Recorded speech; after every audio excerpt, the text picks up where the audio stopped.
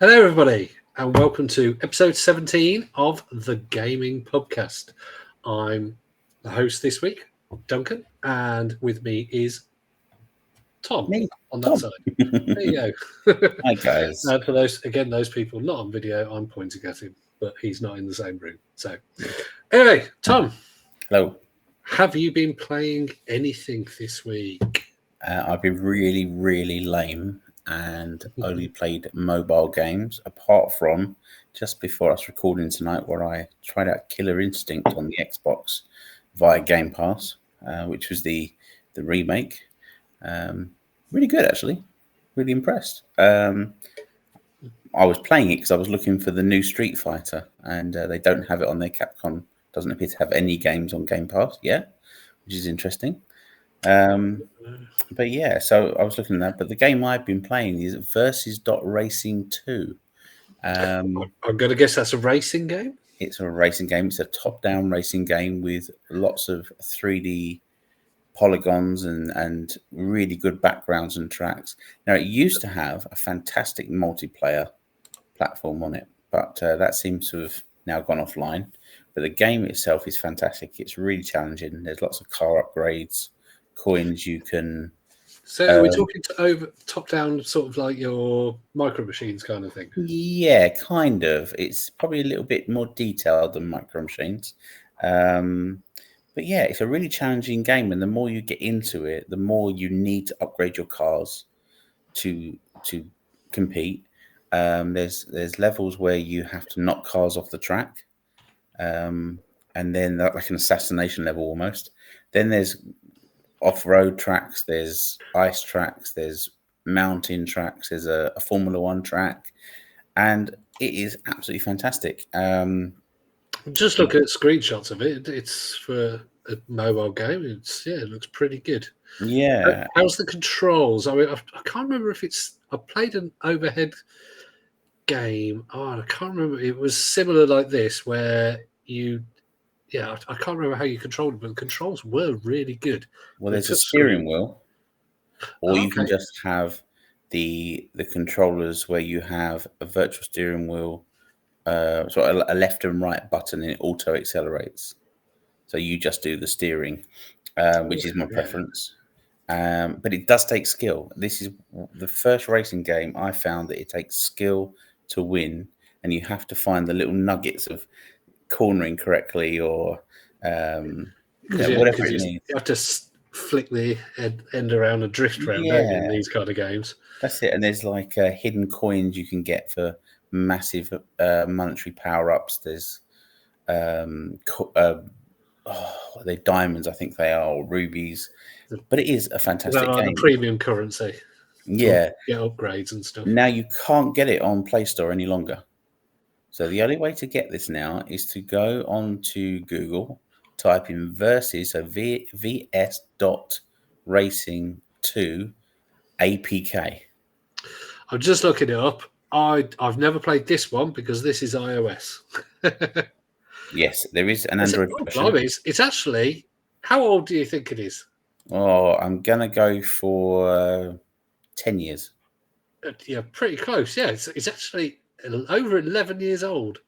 Yeah. So yeah. They were making a sequel, a third one even, but it never happened, which is I will have to find you the overhead racing game that I used to play. I've got a feeling it's just come to me. It might be Reckless Racing. Oh, I remember that.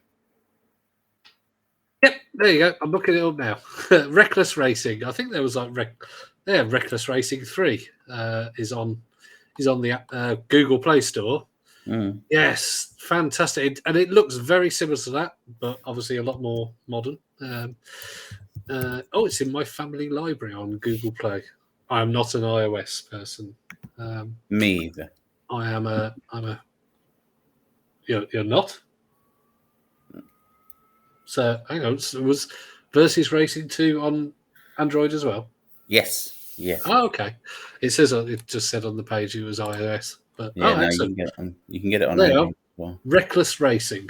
If you like the one that you did, I'll check it out, and if you get a chance, give it a play, Duncan. This other one I mentioned, and let me know what you think next week. Will do. Oh. So you've been mobile playing. Well, I mean, I had a massive bit of luck today. A group I'm on Facebook, Gaming Dads. Hi, Gaming Dads. They had a raffle, and I came second, which meant I won a £70 game of my choice up to £70. And I chose Alan Wake 2. Now, for those that didn't listen last week, we established that I am the biggest wuss in the world. Now, I played Alan Wake 1, and it wasn't very scary. It was weird, but it wasn't scary at all. Maybe a tiny bit, but anyway. So I picked Alan Wake 2, and oh god, I've had to plow through it because it's full of jump scares. You're walking around at places in dark. You've got really creepy monsters.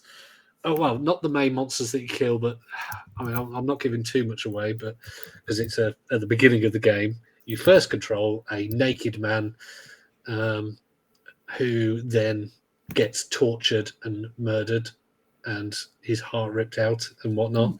It's definitely not for kids. And let's just say you meet him later, and yeah, that was like, yep, no, I think I'll have a real break for 5 minutes. when I made myself a cup of coffee, and also I won it on Saturday night when my wife was out, the kids were in bed, and the lights were on dim. And yeah, so Amazing. that was a bit stupid of me. But no, I've ploughed through my wussiness, and it's an okay game. It's got its.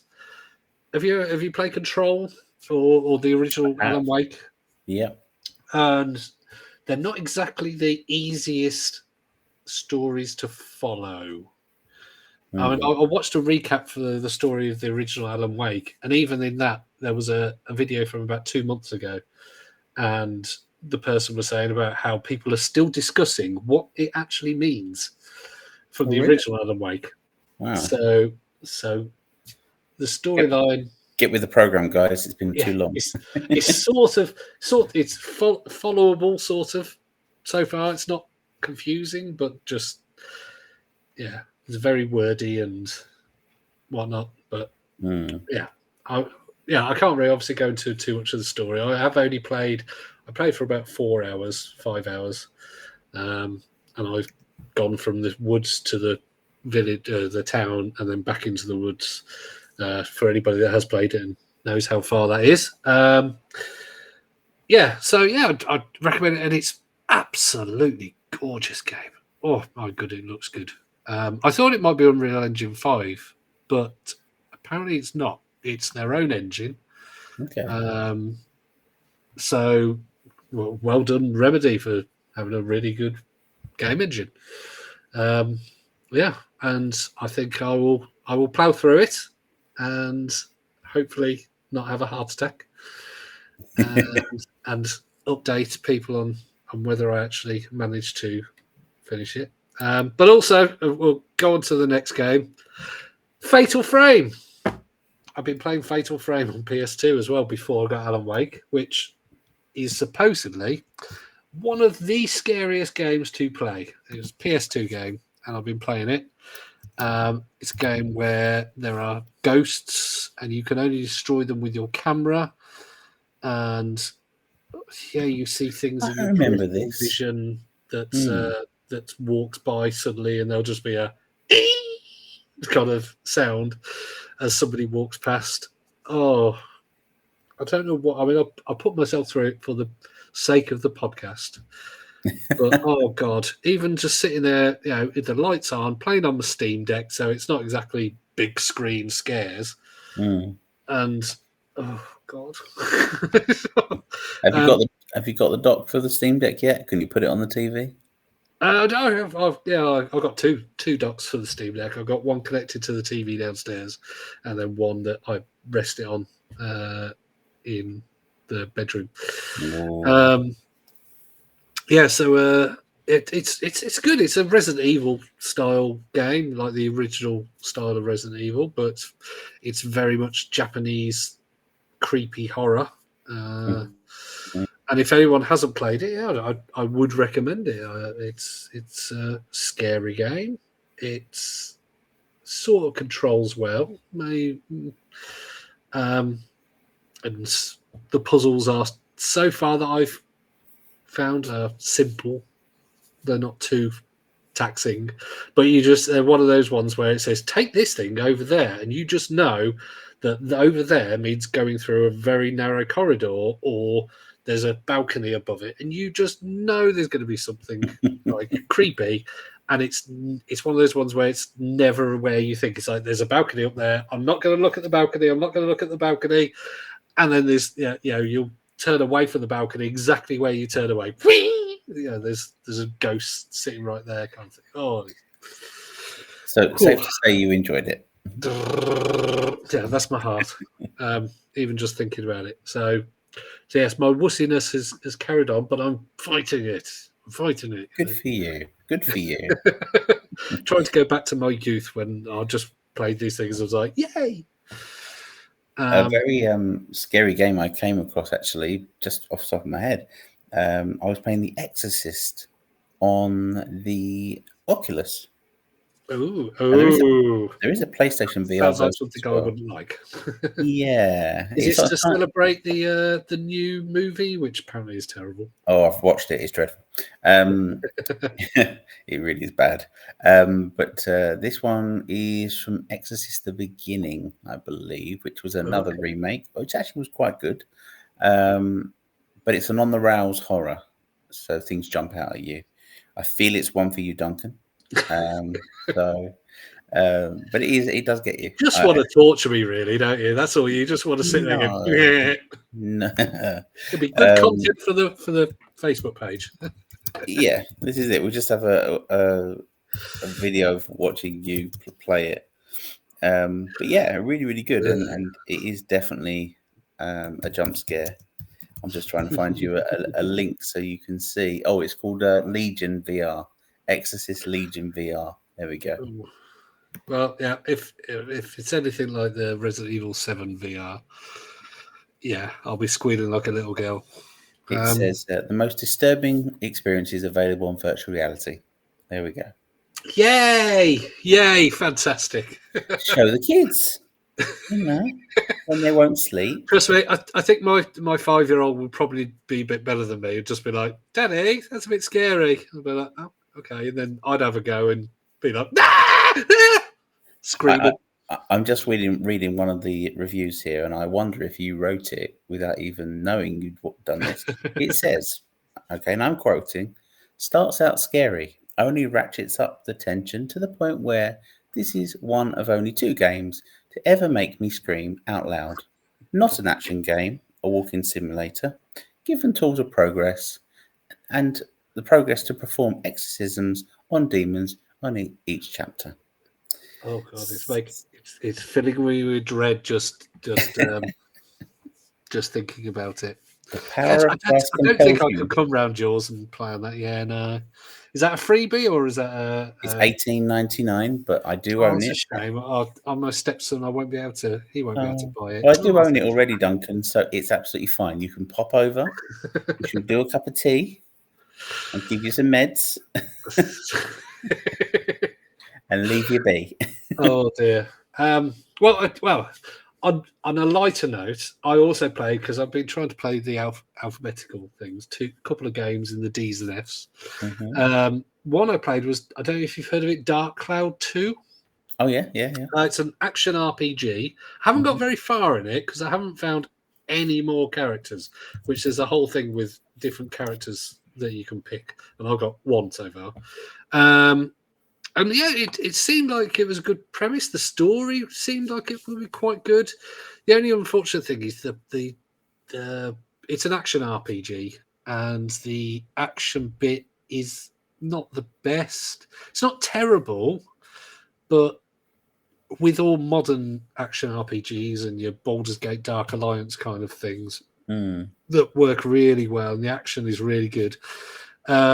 that part of it has not aged well. It's reviewed very well, and I'd agree with a lot of what they say from what I've seen so far. But yeah, I'm struggling to get through it. But it's one that I would struggle through. It's just I've had so much else to play. Very Great cartoony artwork. graphics, but for Yeah. 2002 or something when it's from, not bad. Good looking game. Yeah. Very cutesy, Very Neo cartoony. Geo, I'd say. Yeah, it's got a sort of almost cell shaded look, like your Borderlands kind of thing, but cutesy, not murderous psychos. Yeah, and I'm enjoying that. So I may at some point go back to that and actually, give it a go. But I think it's a game that you probably need to put 20, 30 hours in. Reminds me a little bit of Metal Slug 3. Oh, it's not that much action though. No, it's very, you just you can block and you can dodge and you can hit, or you can heavy hit. But then there's also a vehicle you have but all your weapons also have power, like energy and like a health bar, and you have a health bar, and there's very much dungeon sections. So there's story sections, like a town that you can go around where you have to find things, and there's a whole crafting system where you have to take a picture of something and then you can use that as a crafting ingredient. And then you find little ingredient lists all over the place. Oh, to craft this, you need a picture of a pipe and a picture of a sack or picture of a tree of some kind. So you have to get the picture and then you can use the ingredient, or you can go buy the ingredient. Who has the patience? Yeah, it's quite in depth, I think. At first I thought it was going to be a very shallow game, just a bit of simple action, finish it off. But no, every time I play for sort of 20 minutes, 30 minutes, as long as I completed a bit, another thing would come out and be like, oh yeah, now you got this thing to do. So yeah, so it's a very good game for its time. Yeah. Whether it's aged well or not, yet to see. Don't think it has, but it's still better than most of the games I've played from PS2 so far. And speaking of which, Family Guy. I played the Family Guy game. Love it. It's not a terrible game. It's basically a bunch of mini levels with each character having different types of level. Like, Stewie will have one where he's got to control people and shoot people, and then you'll have stealthy section with Brian where you've got to creep past people, and the stealth sections are not very good at all. And it's got, the characters have things that they say, and by the time you've played for 20 minutes, you've heard Brian say the same thing 30 times. It's a strong 5 or 6 out of 10. But released ironically around the same time as the Futurama game, which is very similar in graphics and speech. Probably made by the same people, isn't it? Yeah, just got a job lot of licenses. No, I've never played the Futurama one. That's worth playing. More so on the GameCube than the PlayStation. Okay. Yeah. Well, I like the fact you can fight the chicken in Family Guy. I haven't got that far. What have I? There was a level with Peter, a level with Stewie, or a couple of levels with Stewie, and a couple of levels with Brian. And it's also Peter looks weird. He looks like how Peter looked early on in Family Guy, because it is an early Family Guy game, and he just looks a bit weird. So. Yeah, it's, as I said, a strong 5 out of 10, but it is a 5 out of 10. Giggity giggity. Indeed. Quagmire is in it quite a lot, doing his usual PC self. But no, that's I think pretty much that's all I've been playing recently. I've been playing things with my son, so I've been playing Minecraft. I've been playing Headbangers. That's a new one on Game Pass, which It's like a mini game battle royale. Not It's bad. very posh. Wow. But it's some of the games are fun. Some of the games are okay. And some of the games are 1v1, which I've had one game where I did terrible and I won, and another game where the same game where I did absolutely brilliant and lost. And it gives you your list everybody's time reactions, average reaction time, and you'll get people knocked out that are much better than people who got through, and so there's a bit of annoying parts to that. Yeah. So it depends on who you are against. But no, that's a good game. If it's on Game Pass, I can see it being free to play at some point. They're just trying to get people into it by getting on Game Pass. See if people buy things, I would say. But give it a year, it'll either be closing down or it will go free to play, I think. Okay. Interesting. And I think it will do well with the free to play as long as they get enough people in there and they get enough games, mini games. They've got to have. I mean, look at Fall Guys. Even before it had the creative thing, probably had 30, 40 different maps. It's nothing like Fall Guys. It's more like a WarioWare kind of, but not so the levels aren't so short. Yeah. So Headbangers played that. Not bad. I would say it's a one for the freebies. Yeah, it's the fact that it was on Game Pass means it was fun. If I paid £30 for it, I probably would. Yeah, well, I wouldn't pay £30 for it. I'd play it as a free to play game and enjoy it. Wow. So I think that's what we've been playing, haven't we? There was some news this week that's annoyed a lot of people, but I think there's been a lot of misunderstanding about it. Is that Xbox? You read this as well. Xbox have announced, or it's been put into the latest preview version of their Xbox OS, that they are blocking unlicensed third-party controllers and third-party peripherals. Now, everybody's been like, oh well, yeah, I've got this controller.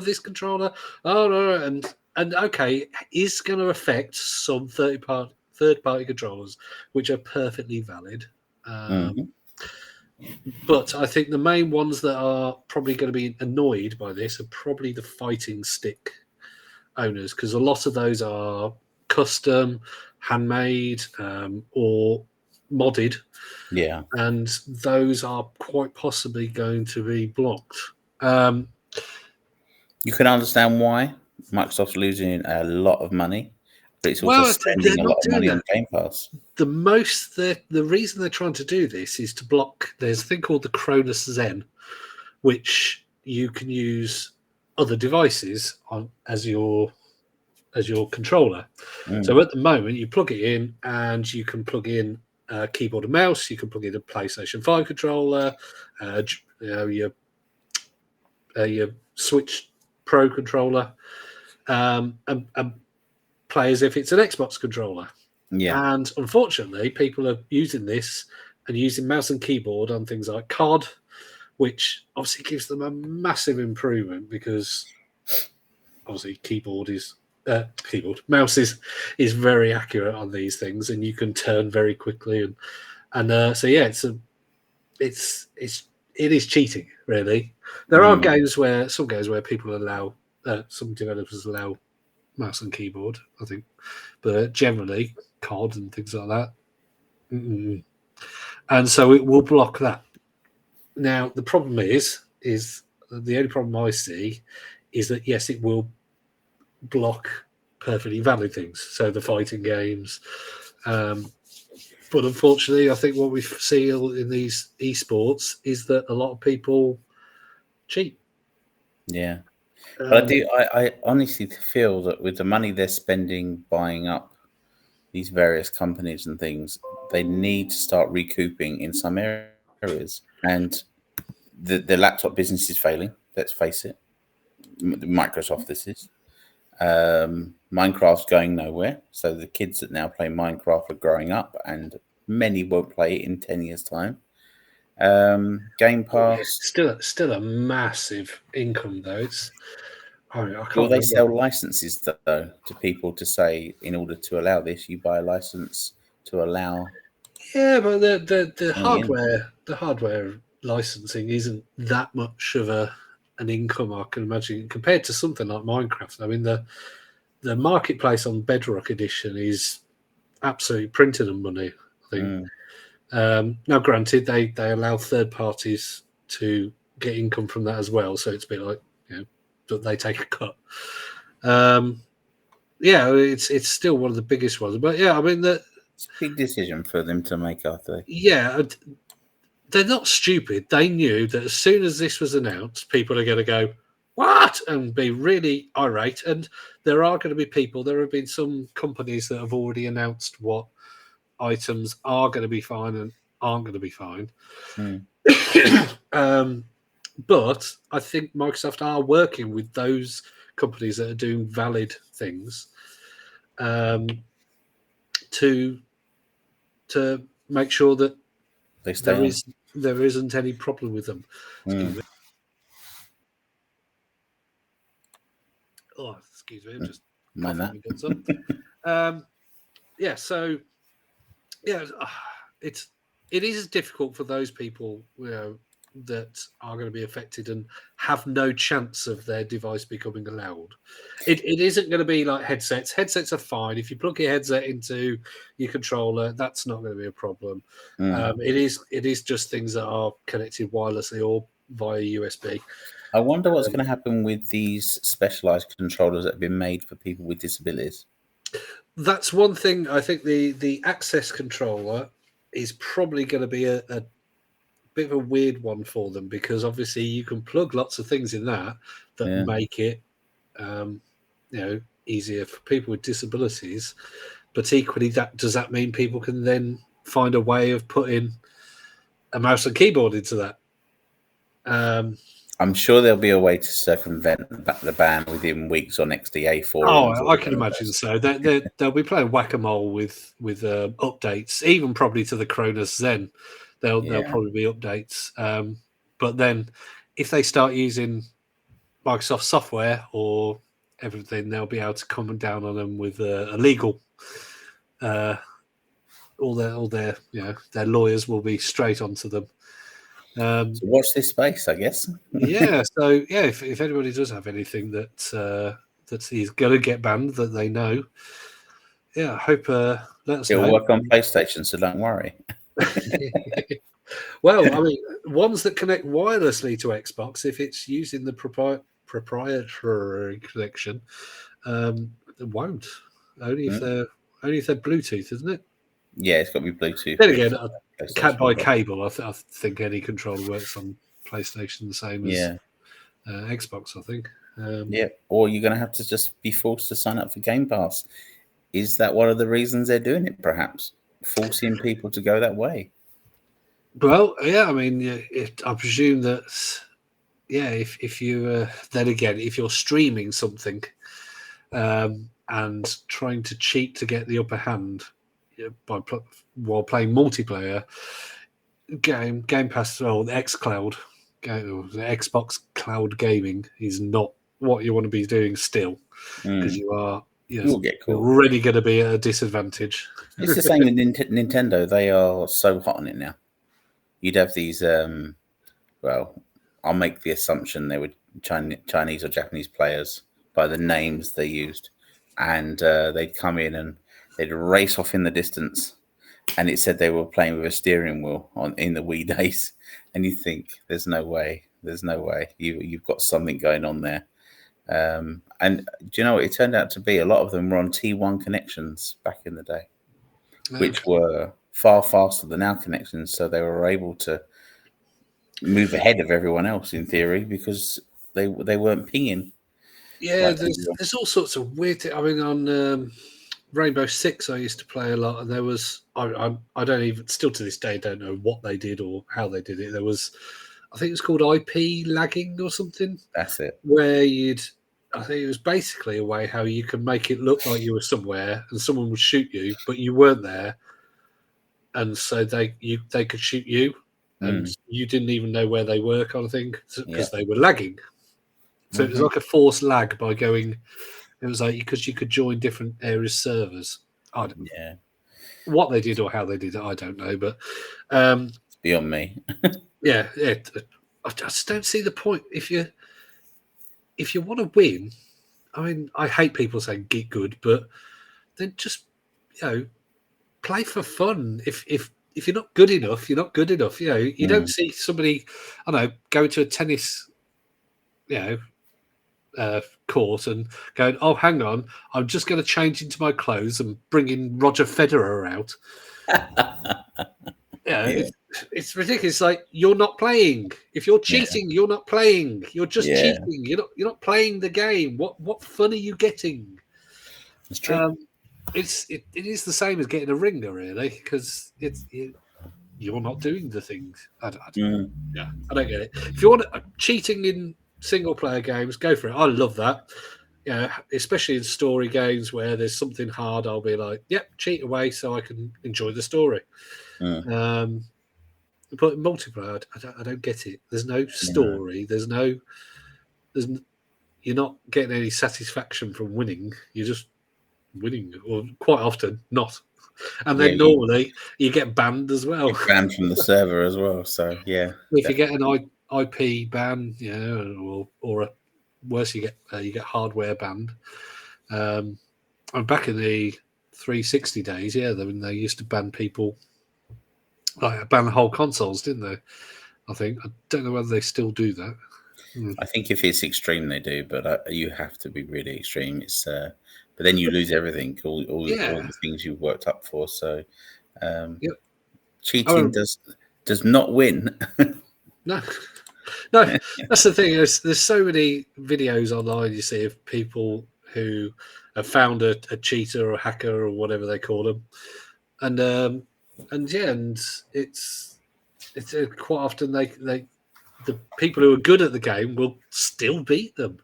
They'll go, oh look, that person's shooting people before they've even before the person's even seen where they are. They're aiming at somebody, or so they're using a wall hack or something. And the person will be like, that's all right. Bang, they're dead. I shot them because I'm just better at it. Happens a lot in Fortnite. When 8-year-olds are much better than adults at playing. Well, that's the joke, isn't it? It's like, oh, they're obviously hacking. No, they're just better than you. They're sitting on the potty while playing. I used to play Rainbow Six, as I said, and we had somebody who we used to play with occasionally, who had his spinning, like his sensitivity so high that he used to be able to spin around like so fast, to the point where, and it wasn't mouse and keyboard. He didn't have a keyboard or anything like that because he used to be able to just turn on the spot constantly. But it was spinning almost like this person had a rocket up their backside. But he was absolutely fantastic. He would hold the entire team, and he used to be able to control that. Whereas with first person shooters, I normally have to turn the sensitivity down because I'm not very good at them. Well, I can't do it with them very well because there's too many buttons and don't have the hands for that. So I now use my phone as a controller to the PlayStation to play Call of Duty. And it's set up so the touch facility allows me to do all the buttons. And I'm ranked. You could use a screen as a controller on PlayStation. Essentially, yeah. But because of my right hand, which is my incomplete right hand, I use the thumb as the control stick. So actually, unbeknown, and I won't say what my name is on there, but I'm actually ranked quite high on Call of Duty since using the phone as the controller, because the precision in my right hand thumb, allows me to get people really easily. So now, can you split so you can maybe have a controller with your left hand and have the touchscreen with your right? No, because I wouldn't be able to hold it. Oh, okay. Yeah, but it works. It works really well, and it's really precise. So I learned how to do it on mobile version of Call of Duty. Then I thought, I wonder if this will transfer over and if I can do anything. And I found something that allowed me to do it. And yeah, it's an interesting turn up after all these years. So this isn't an official No, app.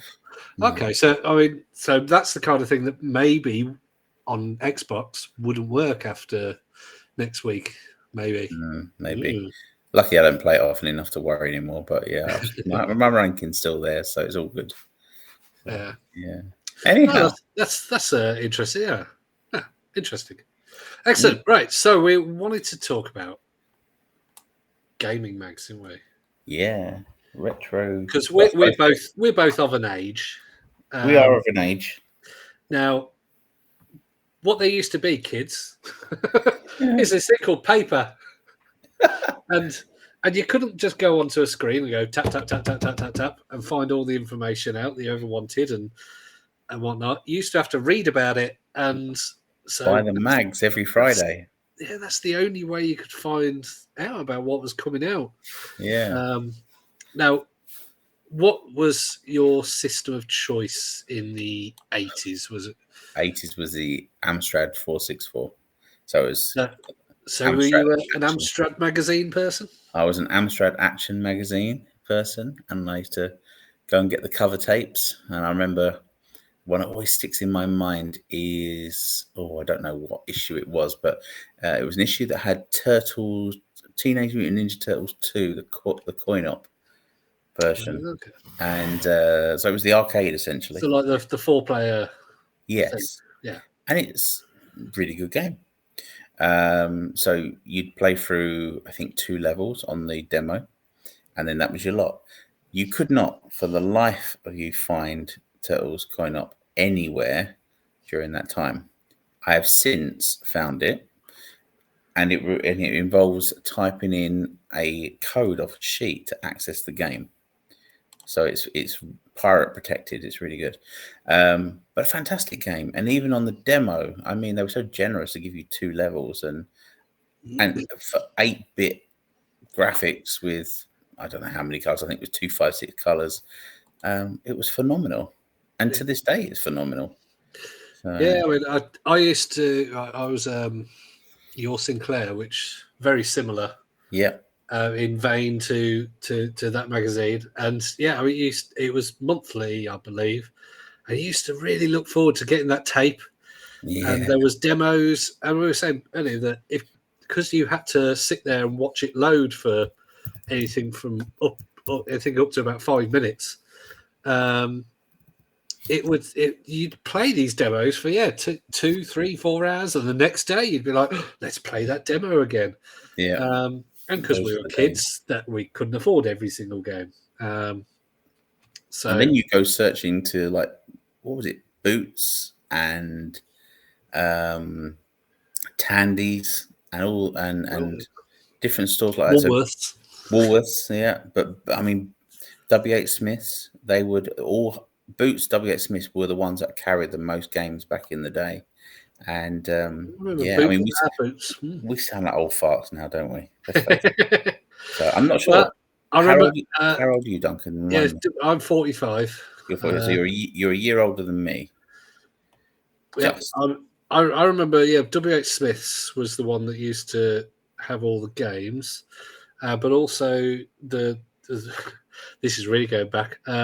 Our Price used to be the record store. Yes, and they used to have games in there. But no, I mean, I used to have so many cheap games because there was the line of games like nowadays, or back in the day, you had PS2 classics or games reduced because they're old, and you had the same line. So there was loads of games that you could get for about $1.99 or $2.99. That's it. Hit squad games. But then it was even better on the magazine because sometimes you get a whole free game. And it was just taped to the front of a magazine in W.H. Smith's. And so you go in, and I can't remember how much they were.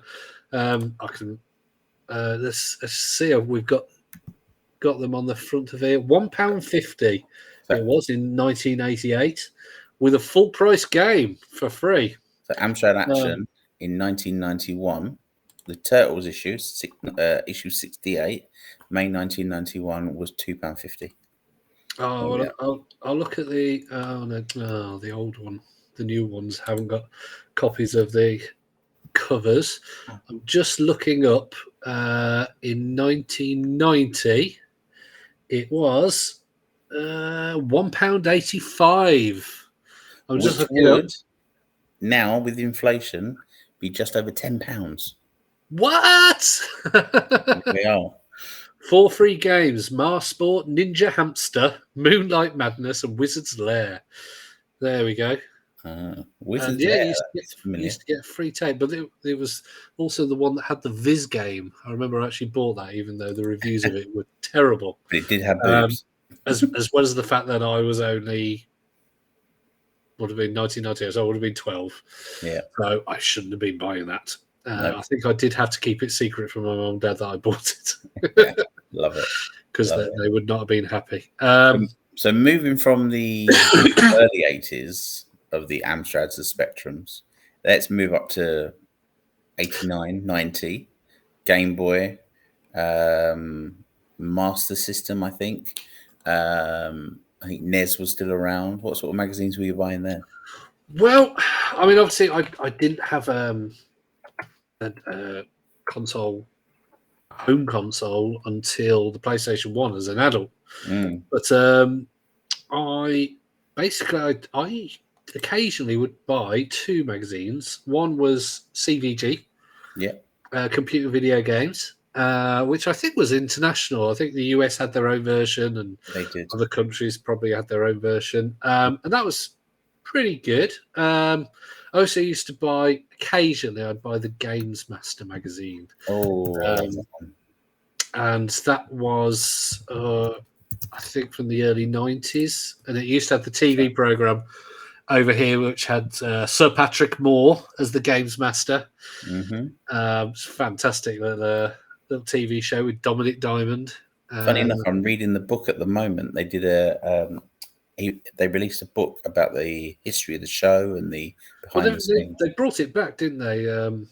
It was, I can't remember, it was on Dave or on YouTube or something. And I did watch the first episode for a bit of nostalgia, but it was terrible. It wasn't great. Maybe it's because I was old. Maybe, yeah. The book is amazing. It's well worth a read. It really is. Okay. So CVG would cover C64, Sega, Spectrum, Amstrad. It had everything.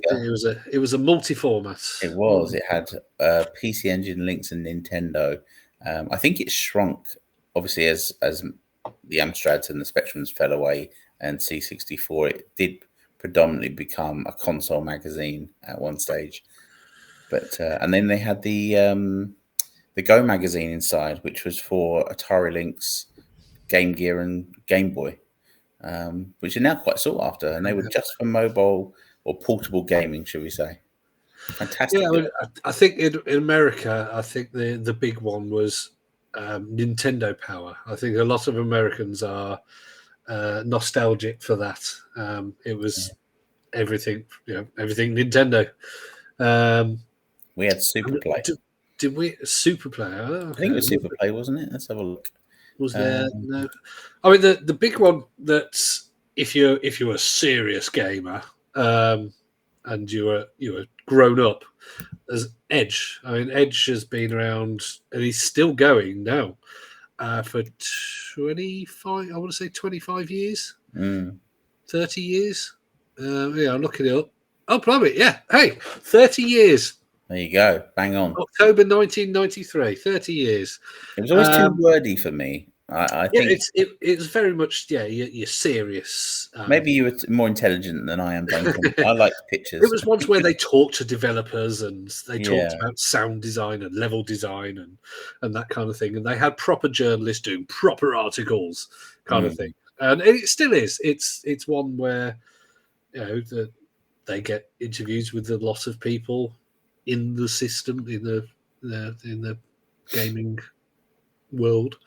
And they have very in-depth reviews that are still subjective, but yeah. So yeah, it's still going, which I think is possibly one of the oldest. It has to be now. Video game magazines that's consistently gone for, because there's some that have come back, but then gone again. I think Super Play was my favourite because it was all very cartoony, and I was a big Super Nintendo fan. They did recently bring an issue back in Retro Gamer last year, I think it was, and they did they remade the magazine with a new issue and interviewed loads of people involved in the mag. That was fantastic. Super Play was only around for 4 years. I know, and it was amazing. In fact, one of our shall we say competitor podcasts have just interviewed one of the artists from Super Play magazine, who went on to do N64 mag, and it was a really interesting conversation about how things had progressed there, and but a fantastic magazine. What was the name of the mag that was always around with? Was it Games Pro? Was always around. There's been so many magazines over the years, and Game Pro UK. There we go. That was always around the same time. Whenever Retro Gamer came out, if you looked in the retro section of Game Pro UK, they'd always cover the same console. I don't know if they nicked some of the stuff or whether it was done by the same company, but they always had the same stuff in the retro section. It was really annoying. So, but great magazine. It's a shame it finished. Yeah, you said a little while ago about the artwork. We were talking earlier about the artwork for the 80s magazines. Oh, they were nowadays they're terribly good. Yeah, Electronic Gaming Monthly with the Herculean sword man on it, surrounded by fire. Well, the Your Sinclair one we were looking at earlier that had a woman in a leopard print bikini and some weapon or something, and they were. I mean, they would never be made nowadays. No.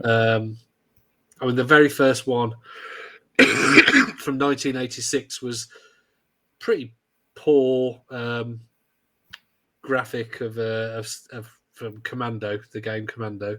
And then there was Max Headroom on episode 4, issue 4. But it's a lot of cheesy cartoons or the kind of things you'd find on like Dungeons and Dragons rules book sets, that kind of thing. Which actually, I mean, a lot better artwork than I could do. But yeah, amazing. They don't with nowadays with art freely available all over the internet. They were terrible. But look at them; they're terrible, but they put a smile on my face. Yeah, some fantastic. Although they have some things like Scooby Doo, Batman is in the comic book, Johnny Number 5 from Short Circuit, but then they have Werewolves in London, a game to get your teeth into, and it's just got some cheesy looking, like Dungeons and Dragons style werewolf, loosely based on the John Landis movie. Yeah, with his fingers up like this, going yeah. I'm not scared of pictures like that. No, that was really good. Definitely. I always like what was it called? I think it was a magazine. I can't remember the title, but it would always have things you could program in it.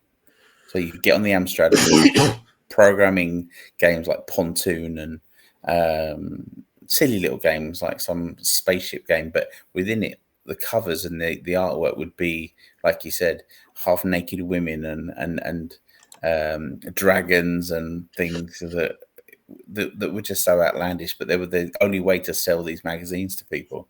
And let's face it, back in the 80s, it was all teenage boys, young boys, and that kind of thing. There was girls as well, but they were selling to the boys, weren't they, back in those days? So, and comics were big as well, on covered or not covered, and young boys were going to go, "Oh, I want that."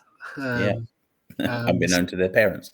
But I mean, comics were also a lot bigger in the 80s, I feel, and I think maybe gaming magazines tapped into that comic genre and that love. And I think you'd have things like Superman on the cover and Fantastic Four and X-Men and things like that, and they all sold. I remember the one gaming issue, and Cyclops was on the front shooting out the lasers out of his eyes and things like that. So look at it, the one with the lady in the leopard print. Yeah, she's got a chain going from her bikini top to her bikini bottom. She's got a whip. Yeah, and it's Scoop Preview Vixen. It'll whip you up to a frenzy. Plus your Vixen pinup inside. ooh.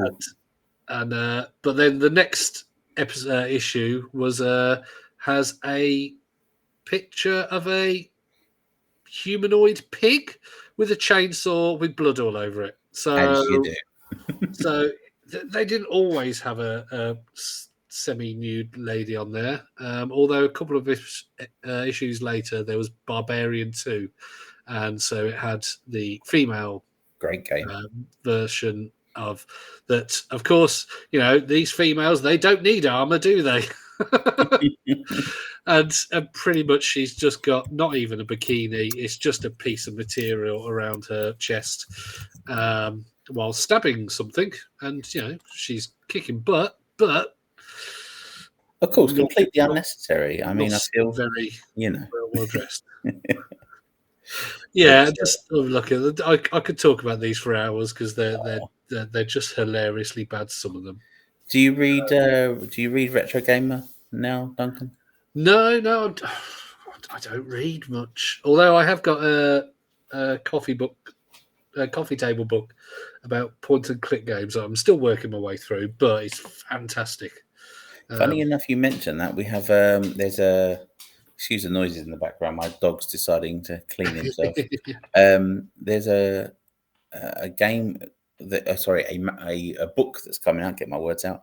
That is coming out from Geekline Publishing, and it's going to be on the Game Boy and the Virtual Boy, and it goes into it's got two separate books within the package, and it has all about the games and then all about the systems and the accessories and everything else. Something I'm planning to pick up when it's released later this month, so that's another read as well. Who's that's by? Geekline Publishing, I think they're called. Let me just check. I mean, the point and click one I did is a company called Bitmap Books. Bitmap Books, yeah, fantastic. And yeah, I mean all their books are really highly rated. And so I got this point and click one, which I actually got. They had two versions. There was an updated version. I can't remember what extra it had in it, but so I got the old version, which had I think it was an extra interview or something in the new one. So I got the previous iteration of it a little bit cheaper, but they sell for about £25-30 each. But they are very thick, hefty hardback books. Great, it's really good. It gives you every last little bit of information.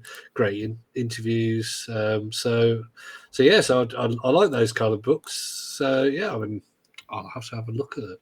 I'm just trying. Oh, it's called Geeks Line. So it's Geeks and then dash line. And they are releasing the book at the end of this month. It's Game Boy and Virtual Boy Anthology Gold Edition. They also do things like the Super Nintendo and comes with 3D glasses. But they do some really good books. I've got the N60. I've got the GameCube one, Super Nintendo, the Mega Drive, and obviously they've got these ones coming up as well. So definitely check out their website, guys. If I could actually find their website, I would. It's geeksline-publishing.com. There you go. Duncan found it. But they've got 12 different books.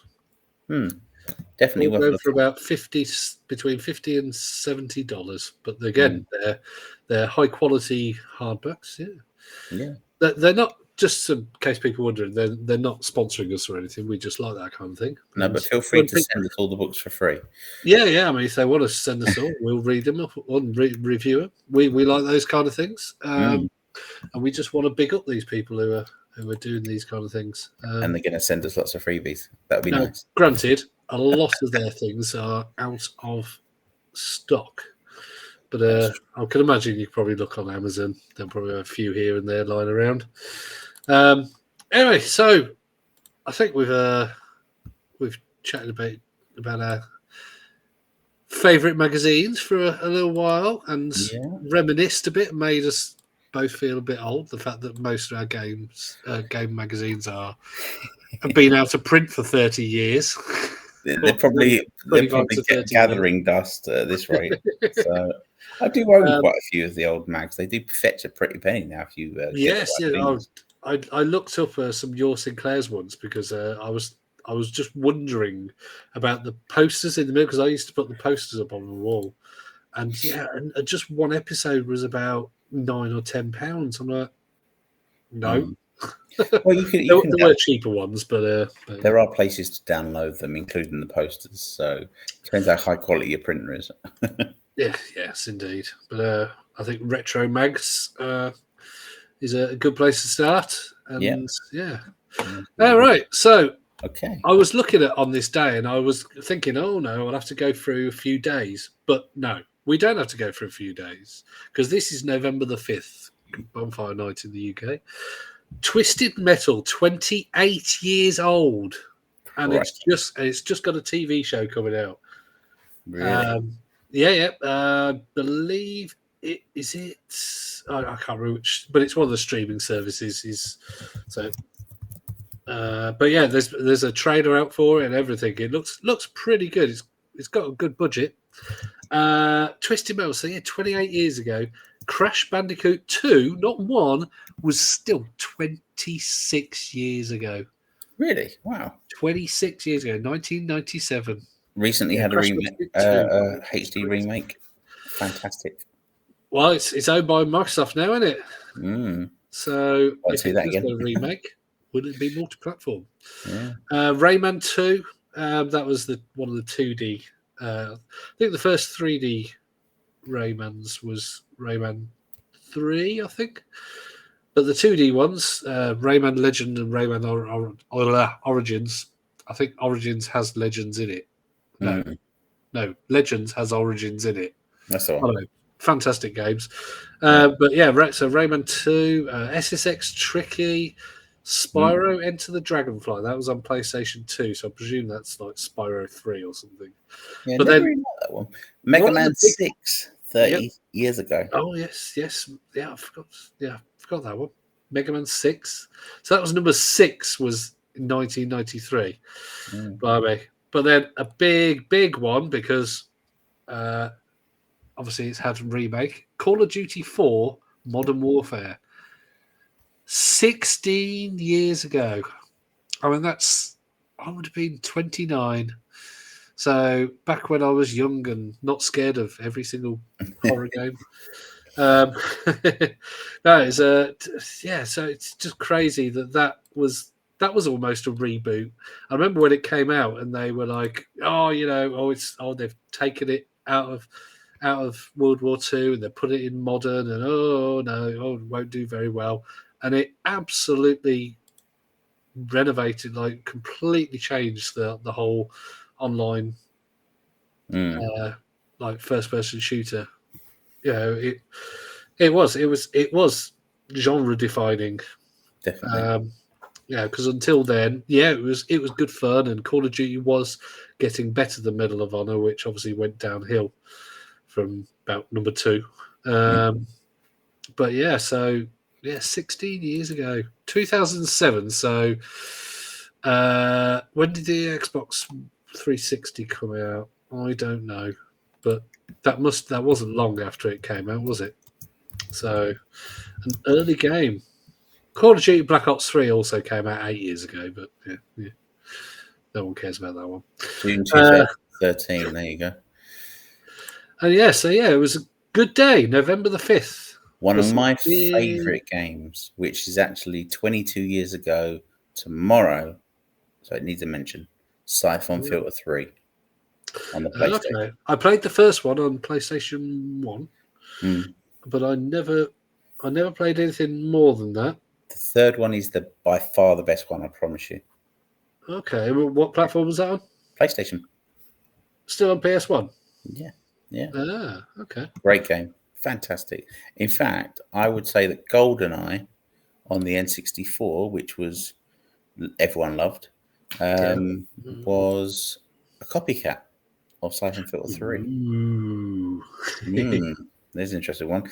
But one big mention, just as we finish, Mario Kart Double Dash 20 years ago, as of November the 7th, a couple of days' time. But probably one of the best Mario Kart games on any system, but the GameCube it was released on. Fantastic. I think it's definitely it's a series that separates people on which one's the favourite. Which one's your favourite?